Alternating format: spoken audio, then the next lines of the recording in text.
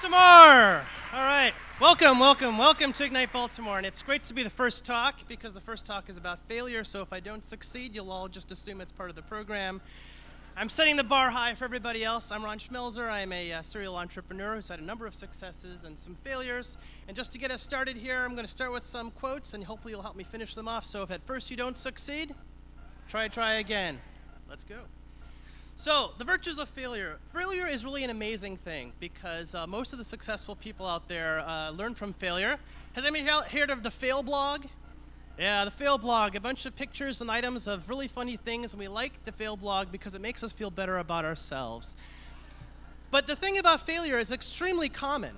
It's extremely common in the business industry. We all know about New Coke as one of the big failures in the consumer packaged good industry, but Pepsi and Coke have had numbers of failures. And the thing is that's how they know how they're building something new. So failure happens. It's the primary way we learn. This is how we as a society, but also that's how evolution works. If you think about it, evolution is a string of failures, and nature is in effect learning from failures. So one of the great things about failures is that if you embrace failure, you cannot really have breakthrough. Most of the most important scientific and economic breakthroughs have happened when people have tossed their fear of failure aside.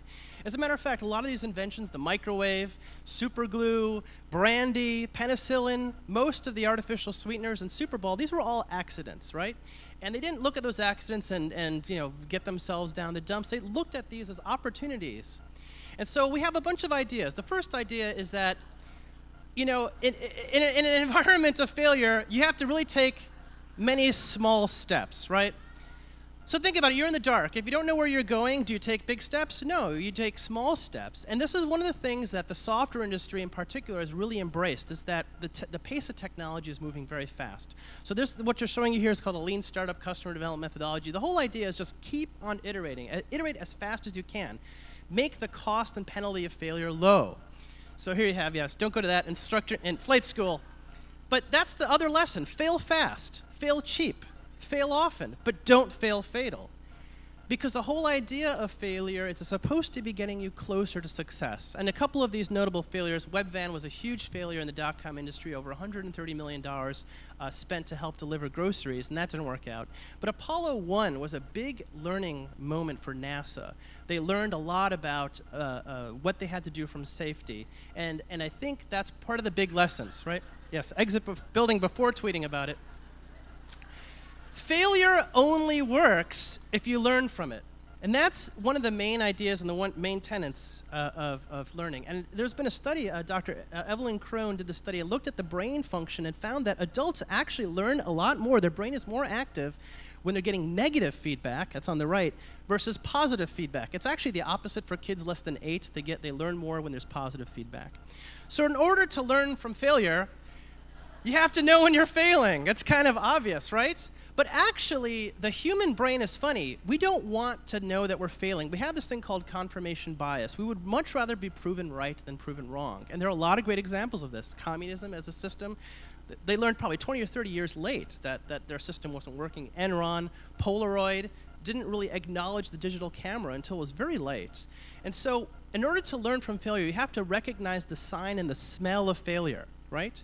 So one of the other lessons is how you deal with failure really determines your ability to succeed. The more that you can figure out how to learn from failure and embrace failure, the more successful you will be. And there are a lot of notable people who express this. So Michael Jordan, was he a failure? No, but he was actually booted from his high school basketball team. How many people know this? He was kicked off his high school basketball team. And that actually drove him. He did not like that at all. And of course, you know about Thomas Edison, his 10,000 failures, and that far right was the guy who finished the Olympics.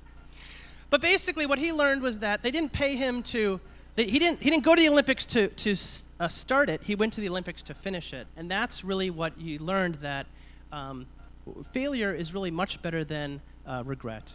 And so why do we hate failure? Well, we hate failure because of pain and humiliation. Once again, the confirmation bias. We would much rather be proven right. But actually, what you learn from the most successful people is that they know that failure makes success sweeter. It makes them better. There's actually an interesting picture on a couple of levels because you have an iPhone and you have a monitor here that's showing Windows on its side. And The thing is that for a long time, Apple was a failure. There was a period of time when they were a real failure, and Microsoft was a success, and it's funny because the tables are turned.